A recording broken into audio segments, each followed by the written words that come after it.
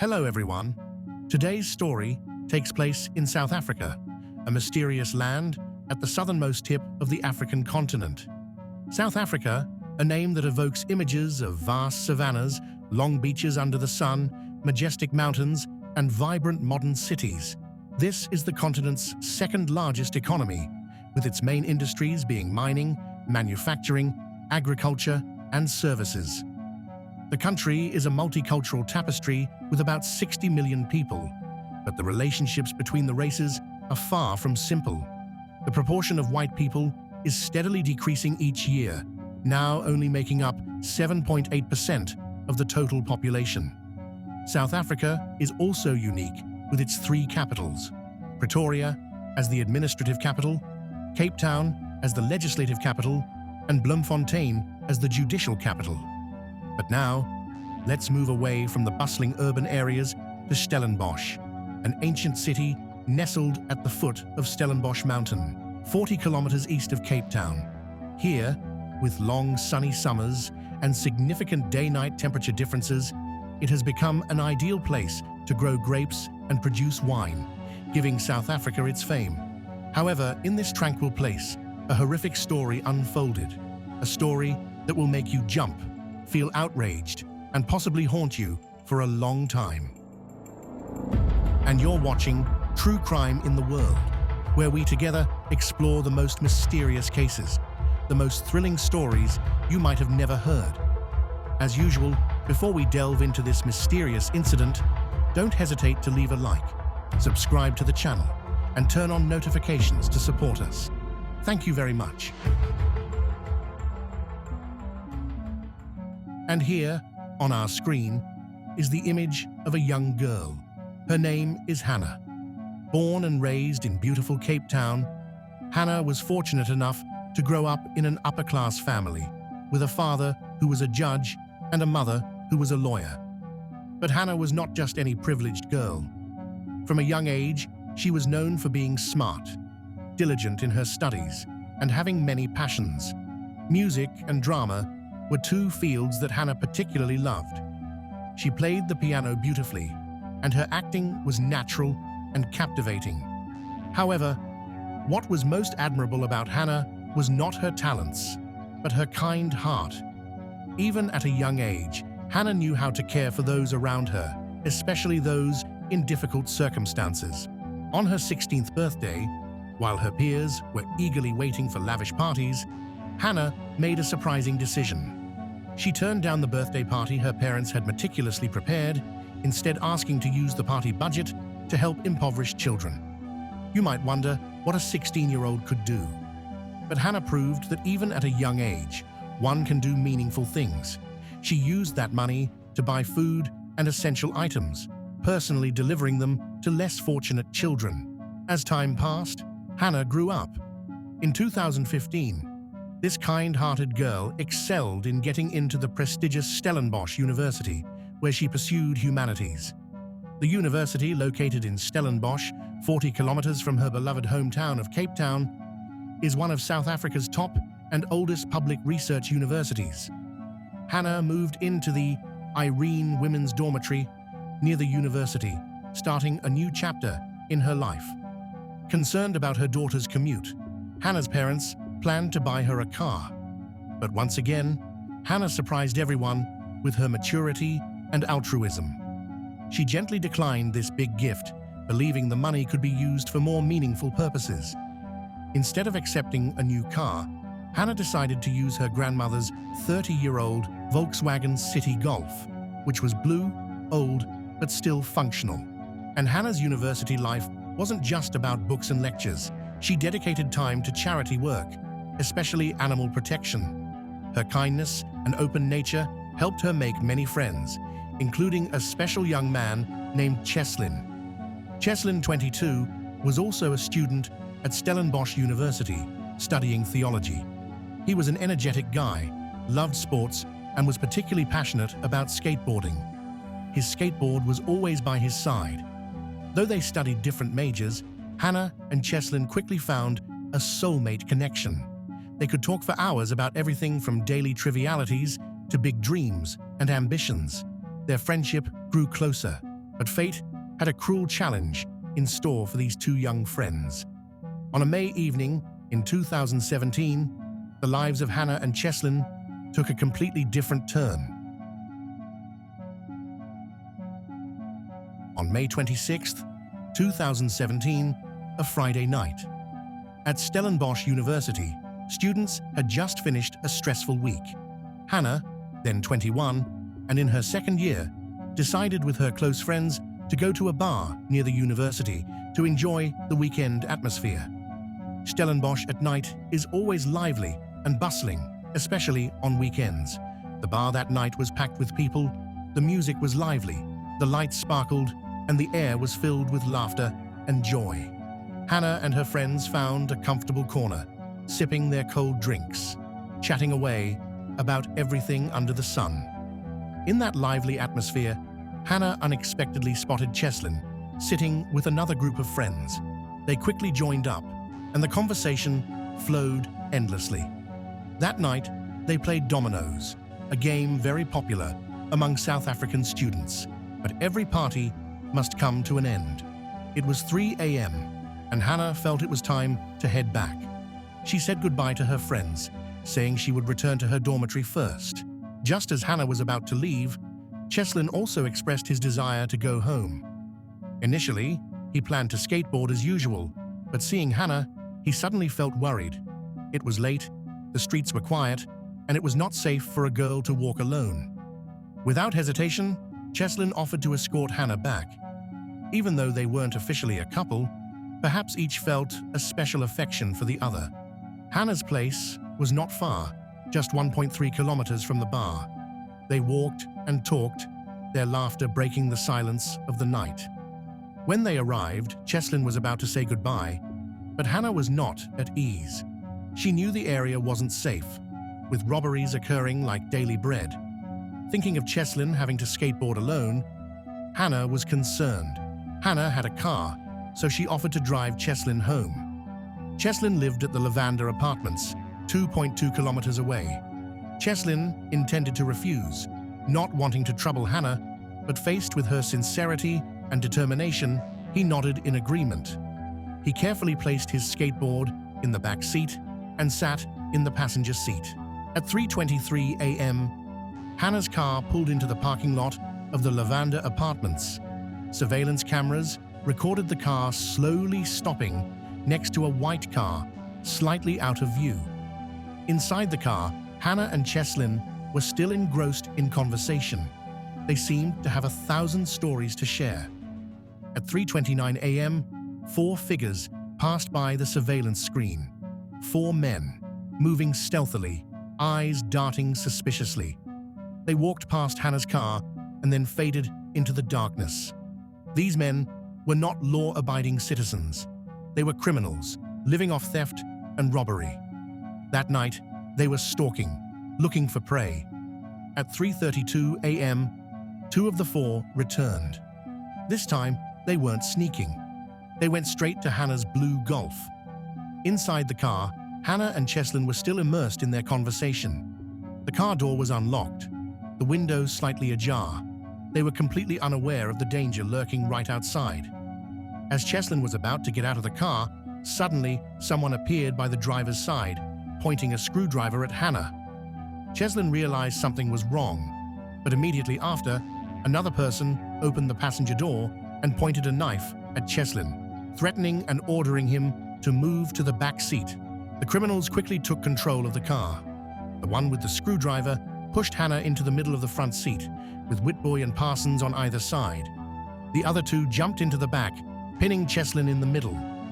They searched the bags, taking Hannah's and Cheslin's phones and wallets. Frightened, Hannah begged them to take the items and leave. One of the robbers, named Julius, opened Cheslin's wallet to find only 40 rand, roughly equivalent to $2.50 US. Perhaps he was disappointed, or perhaps his conscience stirred. Either way, Julius decided to back out. He took the 40 rand, opened the car door, and ran into the night. The clock then showed 3:35 a.m. Without hesitation, Whitboy took the driver's seat, found the keys, and started the engine. At 3:39 a.m., the car sped out of the parking lot, leaving Julius behind. On the way, the three remaining robbers pulled Cheslin out of the car, stuffing him into the trunk. Hannah was trembling continuously, asking where they were going. The robbers said they just wanted to go home and would return the car to her afterward. The car drove for over 10 kilometers, then stopped in a deserted alley. Two of the robbers got out, bought drugs from some addicts, and then drove off. After going a bit further, they stopped by the roadside. These men got out of the car and opened the trunk, demanding Cheslin provide his bank card PIN. Cheslin was forced to give them a number. After driving another 10 kilometers, the car arrived at a gas station on the outskirts of Stellenbosch. Surveillance footage showed the blue Golf stopping in front of the convenience store at the station. One of the robbers, Witboy, entered the store. He was wearing a padded jacket on top and black trousers below, holding Cheslin's bank card. He then stood in front of the ATM inside the convenience store for a few minutes, but he couldn't withdraw any money because Cheslin had given the wrong PIN. Leaving the convenience store, Witboy returned to the car and drove away from the gas station. Through the surveillance footage, it was clear that Hannah was sitting in the passenger seat. Next, the car traveled 15 kilometers to Bloemfontein. There, Witboy and his accomplices bought and used drugs, conducting several transactions. After finishing their business, the car continued to move through the dark night. In the trunk, Cheslin was very anxious, continuously kicking the trunk lid to try to escape. Hannah seemed relatively calm, not screaming or causing a disturbance. However, the noises from the trunk soon irritated the group. At 5:30 a.m., the car stopped in a wild area in Bloemfontein. Hannah in the car was terrified, asking the robbers why they stopped there. The answer she got was to have a smoke, rest for a bit. Witboy and Parsons got out of the car, pulled Cheslin out of the trunk, and dragged him to a spot not far away. They pushed Cheslin to the ground, where he curled up, trembling uncontrollably, unsure of what he would face. Some of the robbers were very angry, saying that Cheslin had given them the wrong PIN, deceived them, and now he would pay the price. Witboy and Parsons picked up a large rock from the ground and struck Cheslin hard on the head. By 10 a.m., in Bloemfontein, a couple was watching TV in their living room. Suddenly, they heard cries for help from outside. They were surprised, opened the living room window to look out. In front of them was a young man with a face full of injuries. The couple was somewhat frightened, thinking he was a member of a local gang who had just clashed with someone, so they demanded he leave immediately. This young man was none other than Cheslin. He had severe head injuries, yet miraculously was still alive and conscious. He staggered, seeking help from people nearby. When he encountered this couple, he insisted they call the police. Realizing the severity of the situation, the couple complied. When the police arrived, they took Cheslin to the hospital. After examination, they found he had a broken arm, severe head injuries, and permanent hearing loss in his left ear. He recounted the entire incident from the previous night to the police and urged them to quickly rescue Hannah. In reality, over an hour earlier, someone had discovered a young woman dead in a vineyard in Stellenbosch. The police quickly arrived at the scene, where the woman's face was so disfigured it was unrecognizable. Her legs and arms were covered in bruises, her head severely injured by a blunt object with 2 stab wounds in the neck, and she had been assaulted before passing away. Based on the information provided by Cheslin, the police confirmed the victim's identity as 21-year-old Hannah through DNA comparison. Clearly, another serious criminal case had occurred in the area. Returning to the earlier timeline, after killing Hannah, the robbers continued their crime spree. At 8:30 a.m., they drove Hannah's car from Stellenbosch to Bloemfontein and targeted a 32-year-old office worker. As she was on her way to work, the car blocked her path. Then, Witboy and Van Niekerk got out of the car, knocked the woman to the ground, stole her phone, wallet, and bank card, then fled. A few hours later, they arrived in the town of Kuils River, 9 kilometers south of Bloemfontein. There, they robbed another woman and forced her into the car. At 1:12 p.m. in Brackenfell, a surveillance camera at a gas station recorded the blue Golf with the kidnapped woman in the back seat. Afterward, the ringleader Witbooi got out of the car and appeared on the surveillance footage, his attire slightly different from the early morning, having changed into beige trousers. He then entered the convenience store and repeated his earlier action, using the stolen bank card to operate at the ATM. This time, the PIN was correct, and he successfully withdrew 3,000 rand, approximately $200. After succeeding, the two casually walked out of the convenience store and drove off. The woman who was robbed had given the correct PIN, fortunately surviving and being left on a rural road. Later, the three returned to Stellenbosch and divided the 3,000 rand among themselves. After Van Niekerk received his share of 1,000 rand, approximately $67, he got out of the car, while the other two continued driving around the area, planning to sell the car. However, by this time, the car's license plate was on the police's wanted list.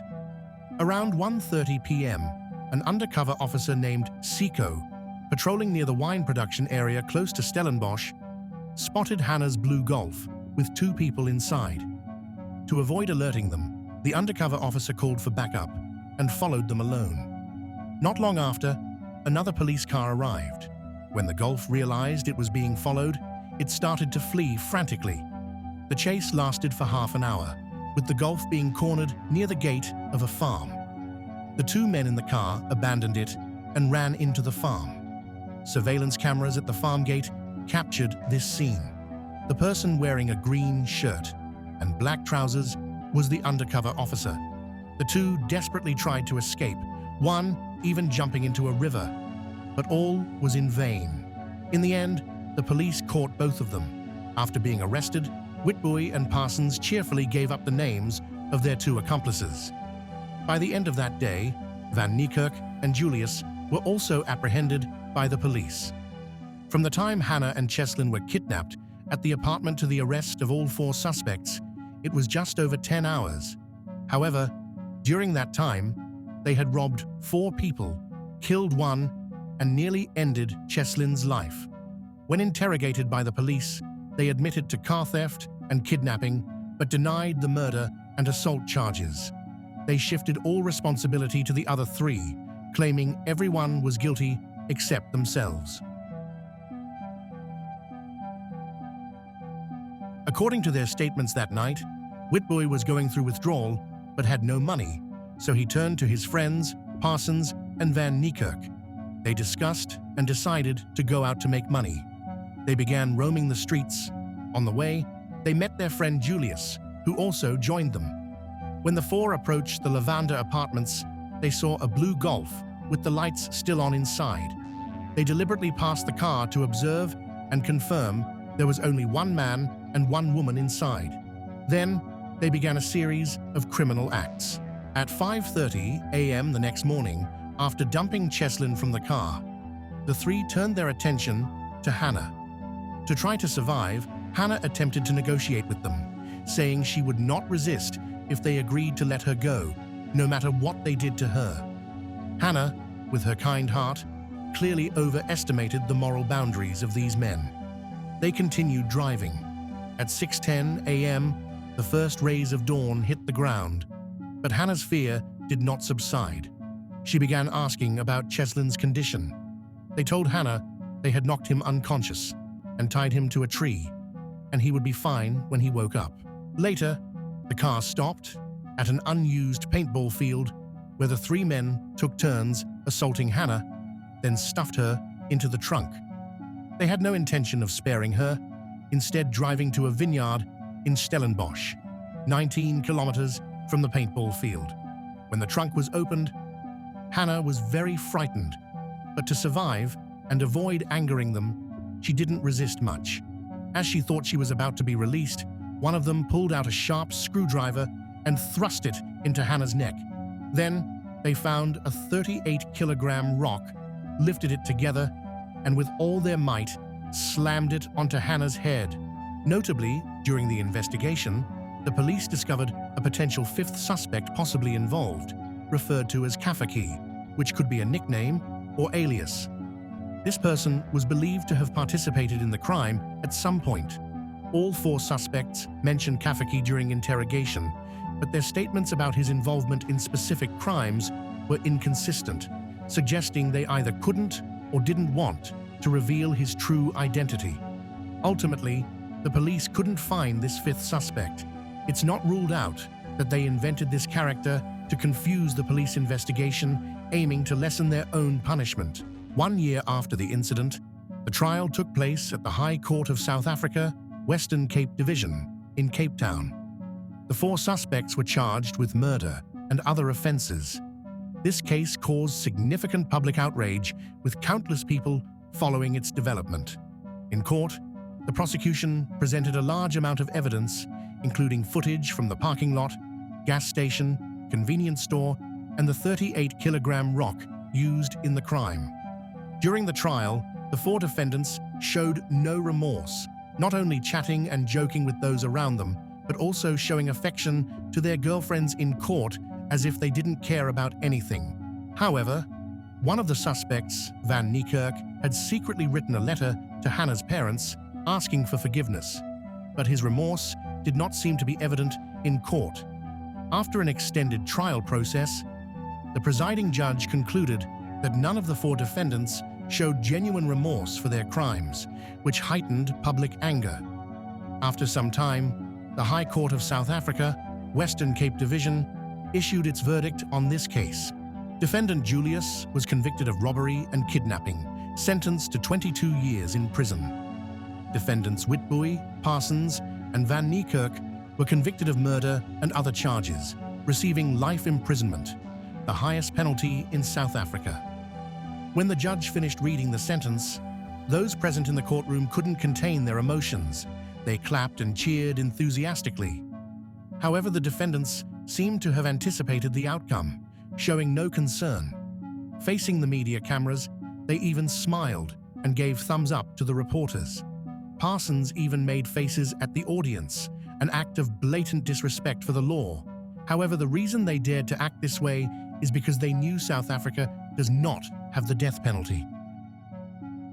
After the case, Hannah's parents established a fund in their daughter's name. All the money from the fund would be used to help local children, providing them with education, lifting them out of poverty, and protecting them from violence. But the pain of losing their daughter seemed too great to ever heal. Hannah's mother, Anna, had to close the law office she had painstakingly built to devote all her time and energy to the charity fund. She wanted to continue the good deeds her daughter had done, as a way to keep Hannah's memory alive. The tragedy didn't end there. Less than a year after Hannah's death, her mother passed away forever. One early morning, she went swimming at the beach as usual, but never returned. By the end of that afternoon, her body was found on the beach, confirmed to have died from drowning at the age of 56. Sadly, she couldn't wait to see the day the court delivered its verdict. In 2022, Hannah's father also passed away due to cancer. Hannah's younger brother, who has autism, was moved into a medical facility where he could receive round-the-clock care. Cheslin miraculously survived the incident, but he suffered permanent hearing loss in his left ear and severe psychological trauma. For a long time after, he couldn't shake off the painful memories and had to pause his studies for home treatment. However, fortunately, with the help of those around him, Cheslin gradually overcame the darkness. He resumed his studies, starting to learn law with the desire to help others who were also victims of illegal violence.